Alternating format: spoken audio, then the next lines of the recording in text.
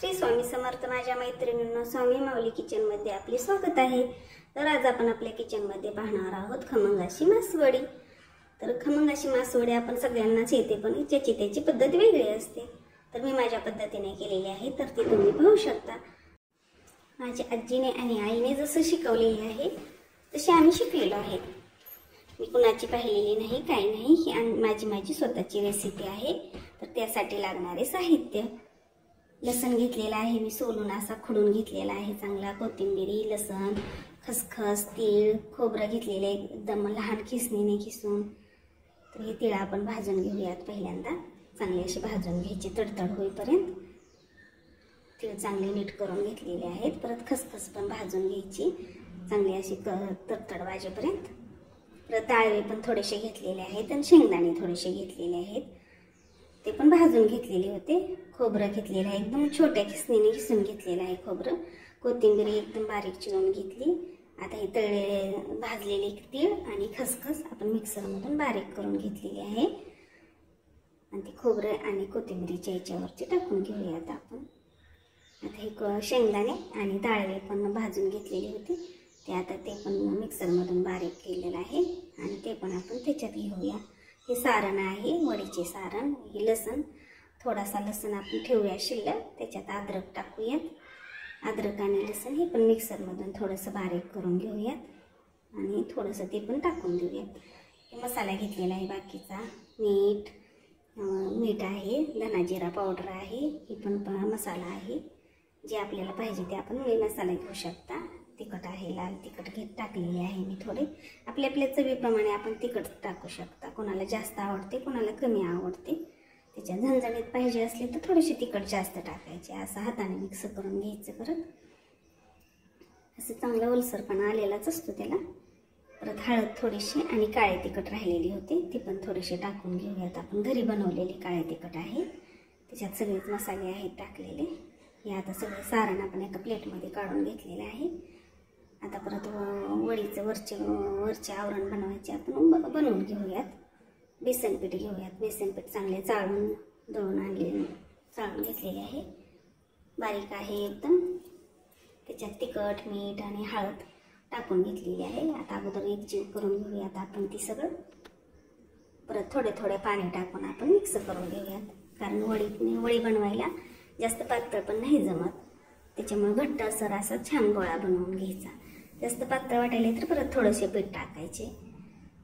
जेवढे घट्ट चांगले नाही तेवढे वड्या छान होतात परत, कारण चिकटत नाहीत कशाला. त्याच्यावर थोडेसे तेल टाकून घेतले. परत मी अगोदर नाही टाकले तिंबताना, परत तेल टाकून घेतले. असा मस्त गोळा बनला चांगला.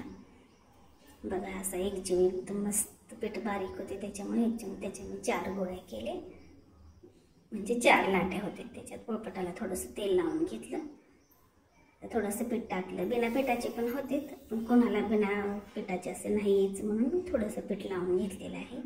फक्त तेलानं पण होते, लाटता येतात. पण मी असं थोडंसं पीठ टाकून घेतलेलं आहे. समजा नाही जर आले तर तेलानं, तर थोडंसं पीठ टाकून घ्यायचं. आता हे चांगलं लाटून घ्यायचं. जास्त पातळ पण नाही, जास्त घट्ट पण नाही लाटायचं. त्याला थोडंसं पाणी लावून घ्यायचं. पाणी लावून घ्यायचं आणि त्याच्यावरती ते सारण थोडंसं कोरडं असतं थोडंसं, म्हणून त्याला थोडंसं पाण्याचा शिटूट असं देऊन थोडं देऊन प्रत्येक ह्याच्या वेळेस थोडा असा करून घ्यायचा. एकदम सगळ्या ह्याच्यात नाही मिक्स करायचं. असं मग त्याला आपण चपाती लाटलेली असते ना, त्याच्यावरती सगळं पसरवून घ्यायचं. चपातीला आपण पाणी लावलेलं असते आतून, त्याच्यामध्ये त्याला चिकटून बसते. परत एकसारखं सगळीकडे घ्यायचं पसरून. असं भरपूर टाकायचं सारण, वड्या एकदम चांगल्या होतात. बघा हे असं मी पसरून घेतलेलं आहे सगळं. किती मसाला छान दिसतो बघा. मीठ कमी जास्त वाटत असलं तर थोडंसं तोंडात टाकून बघायचं आपण मीठ कसं झालेलं आहे सारणला. ते कोणाला जास्त आवडतं ते.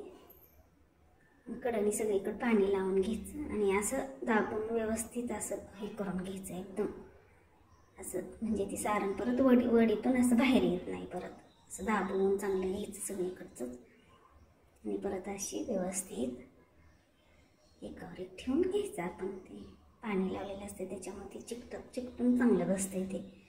बघा हे असे वड्या लाटणी करून घ्यायचं आपण.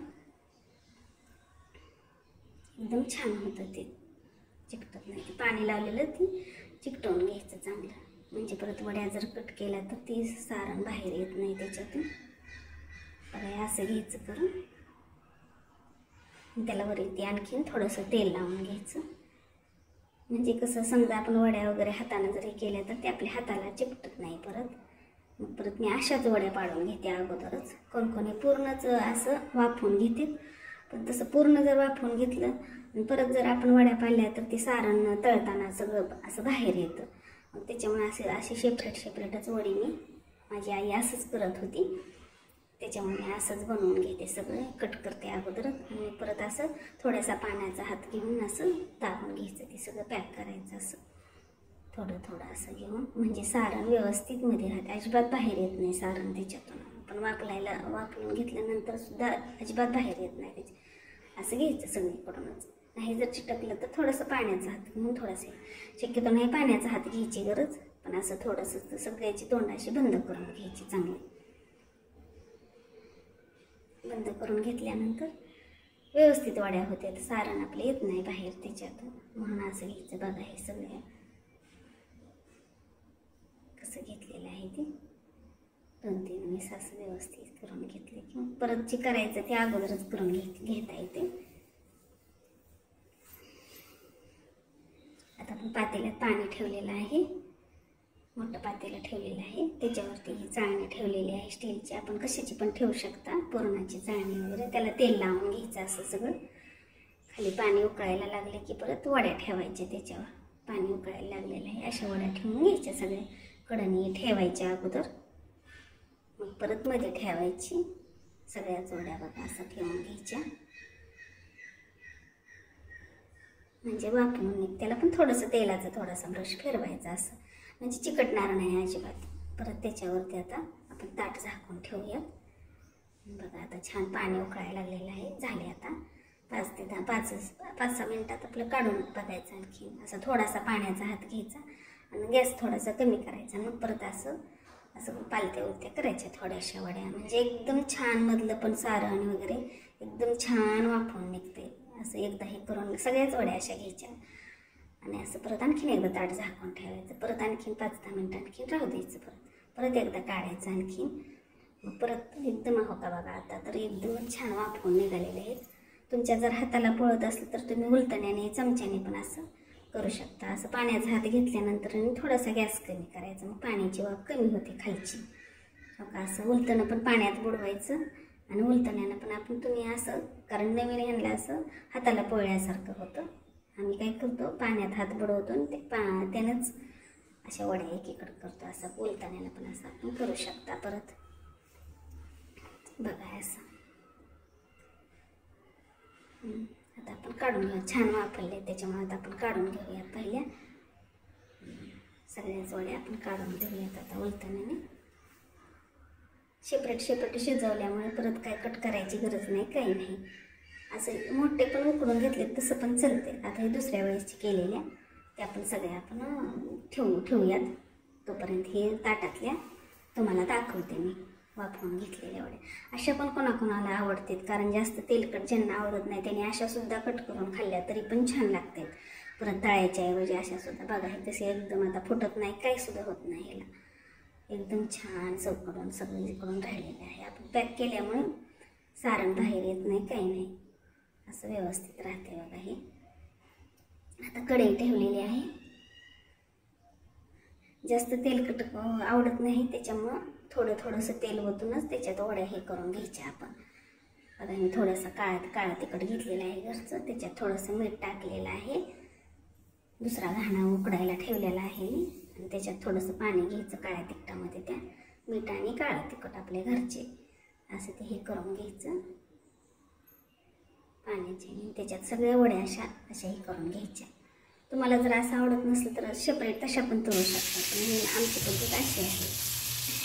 काळ्या तिखटाचं असं बनवून घेतलेलं आहे. थोडं तेल बघून त्याच्यात छान दोन असं खाली करून घ्यायच्या चांगलं. मधली सारण अजिबात बाहेर येत नाही. आपण पॅक करून शिजवल्यामुळं बाहेर येत नाही. बघा हे असं काढून घ्यायचे. आता 2-4 पण टाकल्या तर जमते एका टायमाला. बघा आता दुसऱ्या वेळेसचा राहणं आहे. अशाच मी सगळ्या तळून घेतलेल्या आहेत. तर दुसऱ्या वेळेसचे आहेत म्हणजे एकदमच टाकलेले आहेत सगळ्या. छान होते ते एकदम, पण दोन दोन तळण्यापेक्षा असे एकदमच सगळ्या घ्यायचे हे करून. किती छान दिसते. काळा मसाला थोडासा लावलेला आहे. अजिबात बाहेर येत नाही त्याच्यातून. असं थोडंसं तेल वतायचं, जास्त फूट राहू द्यायचं आणि तेल वतायचं थोडं. परत उलटाने मी सगळ्यात खाली असं करून घ्यायचं. इकड्यांना कढई अशी करून घ्यायची, अजिबात फुटत नाही. बघा अशा झाल्या तयार. आपल्या मासवड्या काढलेल्या आहेत. बघा किती छान वाटते ते एकदम दिसायला. पण कशा वाटल्या तुम्हाला सांगा तुम्ही. एकदम ते पोळीचं खाऊन कंटाळा आलेला आहे, त्याच्यामुळे मासवडी अशी खाऊ वाटते. आणि 1 2 3 दिवस काही सुद्धा होत नाही याला. दुसऱ्या दिवशी पण आणखीन एकदा कढईत आपण गरम करून खाऊ शकता परत. बघा हे मधले सारण एकदम वाफवून मस्त निघालेलं आहे. एकदम छान आहे. तर आपण अशी पण खाऊ शकता, नाहीतर 1 वाटी दही भाकरी आणि हे वडी आपण खाऊ शकता. एकदम जुनी पद्धत आहे ही. माझी आई आणि आजी एकदम मस्त बनवत होत्या. बघा हे आवडलं असले तर लाईक करा मैत्रिणींनो. बाय.